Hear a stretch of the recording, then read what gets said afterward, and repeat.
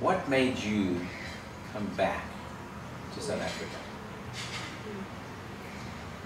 I think I'll start with my own body, because I actually, when I think of stories, I always think of the body, and because that's the intersection of all of our identities. And I can, and still, even though I've worked on this, I can feel silence in my body. I can feel my whole body tense up.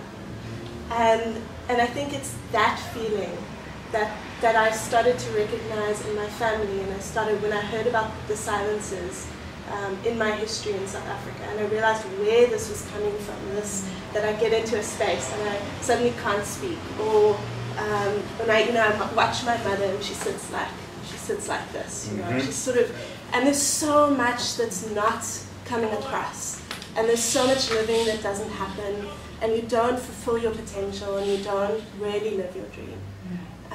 And there's a lot about where that comes from and the power it's connected to, and the stories I found out about my grandfather being involved in apartheid. But it's because the more I stepped into that silence, the more I allowed myself to really feel it and look at it and tell that story, that it actually begins to change and transform.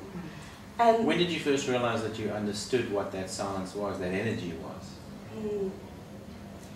I think there were lots of lead-ups, but I think the moment I really knew it was when I was reading stories about South Africa, about the Truth Commission, that I hadn't been told before. I heard about apartheid, but I heard about it in this very, sort of very vague, there's this history, there's this separation, all these terrible things happen. But I didn't hear about hands in jars, and I didn't hear about mothers who lost their babies. And there's this image, I did a storytelling performance piece, and there's this moment where I'm talking about my relationship with my grandfather and how I love how he holds me, he has this really big belly and you can feel it, and I love, he has this really like a small child look in his eyes, and I remember jumping on his bed, but then I talk about what I actually found out about him, that he was a hanging judge. And it's a moment that I took myself in the story, which I think really has changed me, allowing myself to go there. And it's the moment of standing on the chair and saying my grandfather was a hanging judge. And I wonder what that silence feels like. And then really sitting with that silence.